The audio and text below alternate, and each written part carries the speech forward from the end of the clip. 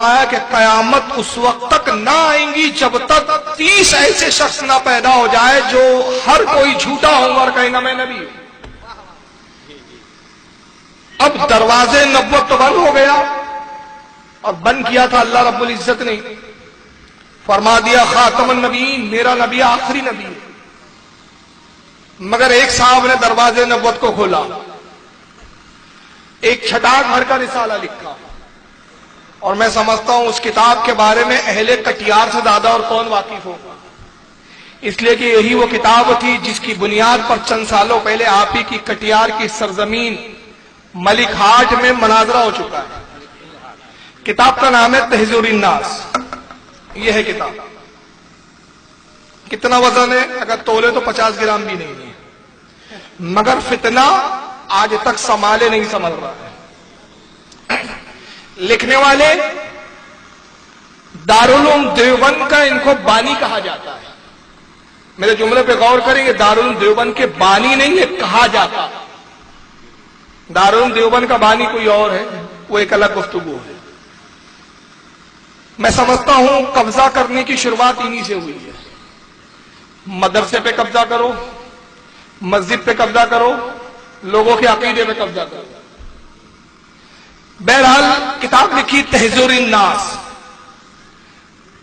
ایک سوال کیا گیا تھا، چھوٹا سا سوال تھا کہ رسول اللہ کے بعد بھی کوئی نبی آ سکتا ہے؟ حضرت عبداللہ ابن عباس سے ایک اثر مروی ہے، اثر کہتے ہیں جس میں صحابی اپنا قول بیان کرے۔ حضرت عبداللہ ابن عباس سے ایک اثر مروی ہے، اور وہ یہ ہے کہ حضرت عباس کہتے ہیں کہ جس طرح 7 زمین ہے، حضور ہر نبی ہر زمانے میں ہر زمین کے طبقے میں 7 نبی ہوئے، 7 آسمانوں میں 7 نبی۔ آدم زمین پر آئے تو یہ ایک آدم اوپر اور 6 طبقوں کے نیچے 6 آدم اور تھے۔ سارے محدثین نے متفقہ طور پر کہا کہ حضرت عبداللہ ابن عباس کا یہ اثر موضوع ہے، من گھڑت شاذ ہے، عقیدہ اہل سنت کے خلاف ہے، اس کو نہیں مانا جائے گا، حدیث رسول کے خلاف ہے۔ مگر پتہ نہیں مولانا قاسم نانوتوی جو اس کتاب کے لکھنے والے مصنف ہے، دارالعلوم دیوبند کے بانی کہا جاتے ہیں، انہیں کیا سوچی پتہ نہیں، اس اثر کو صحیح مانتے ہوئے انہوں نے پوری کتاب لکھ دی، اور لکھنے کے بعد تحذیر الناس کے اندر ایک جملہ لکھ گیا۔ دارالکتاب دیوبند سے کتاب چھپی، دکھی ہے آپ کو؟ یہ کتاب دکھ رہی ہے کہ مانیٹر پہ نہیں دکھ رہی؟ نہیں، یہاں نہیں، ادھر مانیٹر پہ۔ ہاں بھائی کتاب دکھاؤ۔ انہیں علماء دیوبند حجت الاسلام کہتے ہیں۔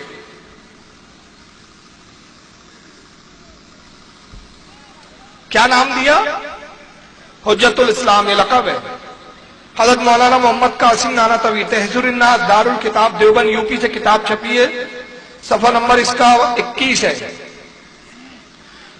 مولانا قاسم نانوتوی کہتے ہیں کہ یعنی اگر بالفرض آپ کے زمانے میں یا بالفرض آپ کے بعد بھی کوئی نبی فرض کیا جائے تو بھی خاتمیت محمدیہ میں فرق نہ آئے گا، معاذ اللہ۔ کہتے اگر یہ مان لیا جائے کہ نبی کے زمانے میں، یعنی جب حضور موجود ہے تب حضوری کے زمانے میں، یا حضور کے بعد کوئی نبی فرض کیا جائے، یہ مانا جائے کہ نبی ہے یا ہو سکتا ہے، تو یہ ماننے کے باوجود بھی حضور کی خاتمیت میں فرق نہ آئے گا کہ قرآن نے جو کہا خاتم النبیین، اس میں کوئی فرق نہیں آنے والا، کیونکہ فقر عالم صلی اللہ علیہ وسلم خاتم فقط اس معنی کر نہیں کہ آپ سب سے پچھلے نبی زمانے کے نبی ہیں جیسا کہ عوام کا خیال ہے۔ کہتے اس اعتبار سے نہیں ہے حضور خاتم النبیین کہ جیسے عوام سمجھتی ہیں کہ حضور آخری زمانے میں آئے اس لیے آخری نبی ہے، اس اعتبار سے نہیں ہے، بلکہ جیسے آپ خاتم زمانی ہیں ویسے ہی آپ خاتم ذاتی اور خاتم رتبی نبی تھے۔ کہتے ہیں کہ اس سے بھی اس بنیاد پر آپ خاتم النبی نہیں مانے جاتے کہ آخری زمانے میں آئے، بلکہ یہ کہ رتبہ اور مقام آپ پر ختم ہے، یعنی آپ کے بعد نبی تو آ سکتا ہے لیکن آپ کے مقام کا نہیں ہوگا، آپ کے لیول کا نہیں ہوگا، آپ کے مرتبے کا نہیں ہوگا، آپ کے رتبے کا نہیں ہوگا، رتبے میں کم ہوگا لیکن نبی ہو سکتا ہے۔ تو اگر یہ بات مان لی جائے کہ نبی کم رتبے والا آ سکتا ہے تو پھر کیا وجہ ہے کہ دارالعلوم دیوبند اصول انسی کو نبی کیوں نہیں مان لیتے کہ حضور کے زمانے میں تھا، رتبے میں کم تھا؟ مان لیجیے मुस्लिमा कस्साब को भी नबी मान लीजिए कि भाई हुजूर के जमाने में आया, लेकिन हुजूर के मर्तबे का नहीं था, मर्तबे में कम था। और हुजूर खातमुन नबीन किस मायने में मौलाना कासिम कहते, वो इस मायने में है कि हुजूर पर तमाम मकाम मर्तबे रुतबे खत्म है, आपके पाए का अब नबी नहीं आएगा। नतीजा क्या हुआ? मौलाना कासिम नानातवी ने नबुव्वत का दरवाजा खोला, और इनके इरादे क्या थे वो तो अल्लाह ही जाने, लेकिन अलबत्ता सवाने काशफी में एक बात मिलती है कि अपने पीर और मुर्शिद हाजी इमदादुल्लाह से कहते मौलाना कासिम साहब, मनाजिर असल गीलानी उसके मुसन्निफ है जो उन्हीं के खलीफा है, कि अपने पीर हाजी इमदादुल्लाह से कहा कि जब भी तस्बीह लेकर बैठता हूं एक वजन महसूस होता है, इतना वजन के मालूम होता है मुझ पर पहाड़ रख दिए गए। तो हाजी इमदादुल्लाह ने कहा कि ये वही निशानियां हैं जो रसूलुल्लाह पर वही उतरते वक्त हुआ करती थी। बात समझ में आ रही है? बड़े इशारों में इशारा किया गया कि जनाब आप भी नबी हो सकते हैं, मकाम और मर्तबे में हुजूर के बराबर नहीं है, लेकिन अदना दर्जे के होते। इन्होंने अपने लिए दरवाजा खोला, मगर ये दरवाजे से अभी नबुव्वत के दरवाजे को खोलकर नबी बनने का इरादा ही फरमा रहे थे कि पहले बाजी ले गया, और वो तो गुलाम अहमद कादियानी।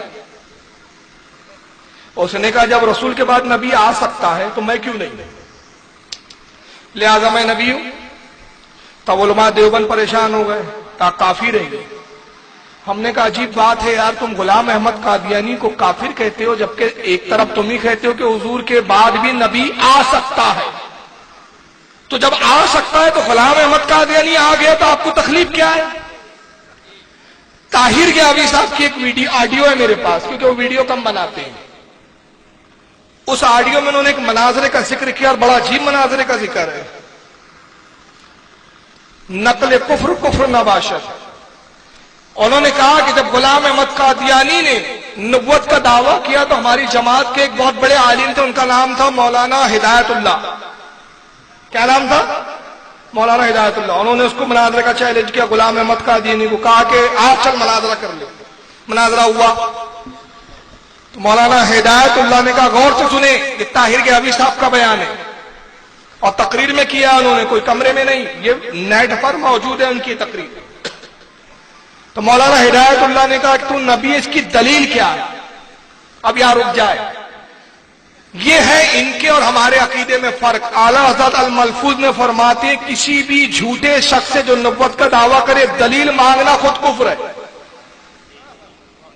बात समझ में आ रही है? क्यों? इसलिए कि चांद और सूरज, ये चांद है हम देख रहे हैं, यकीन है, इससे ज्यादा हमें इस बात पर यकीन है कि नबी के बाद कोई नबी आ ही नहीं सकता।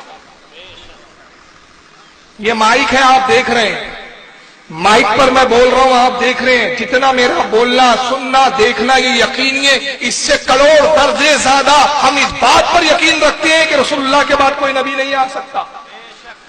तो झूठे नबुव्वत के दावेदार से के पूछना कहना नबी होने की दलील देगी खुद कुफ्र है, यानी माज़अल्लाह दलील दे दे तो क्या आप मान लेंगे?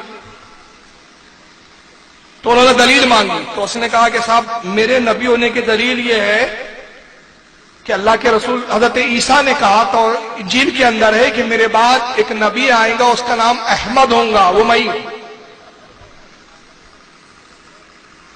तो मौलाना ताहिर गियावी साहब कहते हैं कि फौरन मौलाना हिदायतुल्लाह ने कहा बदबख्त झूठ बोलता है, वो तो आया इस्महू अहमद, उसका नाम अहमद होगा, तेरा नाम तो गुलाम अहमद है, तू तो अहमद का गुलाम है। तो कहा गुलाम अहमद कादियानी कहता है कि जनाब जब मैं पैदा हुआ तो मेरे माँ बाप थोड़ी जानते थे कि मैं नबी हूं, उन्होंने गलती से गुलाम अहमद लिख दिया, हकीकत में मैं अहमद हूं, गुलाम नहीं हूं अहमद का। तो मौलाना हिदायतुल्लाह मुस्कुराए, आप देखिए ये दलील है मौलाना ताहिर साहब की। मौलाना हिदायतुल्लाह मुस्कुराए, कहा ओहो ये गलती मैं तो समझता था मेरे ही साथ हुई, आज पता चला ये गलती तेरे साथ भी हो गई। असल में मैं अल्लाह हूं, मेरे घर वाले नहीं समझे, मेरे नाम के आगे हिदायत लगा दिया, मैं हिदायतुल्लाह हो गया, मैं तो असल में अल्लाह हूं, मैंने तो तुझे नबी बनाया नहीं। ये दलील है, ये देवबंद का मनासिर है। क्या बोलता है उसको खुद नहीं मालूम, पूरे मनाजरे में एक ही जुमला उसको रटा रहा था, मौलवी मुतुर रहमान साहेब। अरे ये क्या है, काम की बात कर भाई, کوئی دلیل پیش کرو. یعنی معاملہ یہ ہوا، میں اس کی تشریح یوں کرتا ہوں کہ غلام احمد قادیانی کہہ رہا تھا کہ میں اپنے وقت کا مسلمہ قذاب ہوں، تو ان کے دیوبند کے مولانا نے کہا اگر تم مسلمہ قذاب ہے تو ہم بھی نمرود و فرعون سے کسی طرح کم نہیں ہیں. سمجھ میں آ رہی ہے؟ یہ دروازے کھولے گئے نبوت کے. تو ہوا یہ کہ غلام احمد قادیانی نے نبوت کے دعوے کیے.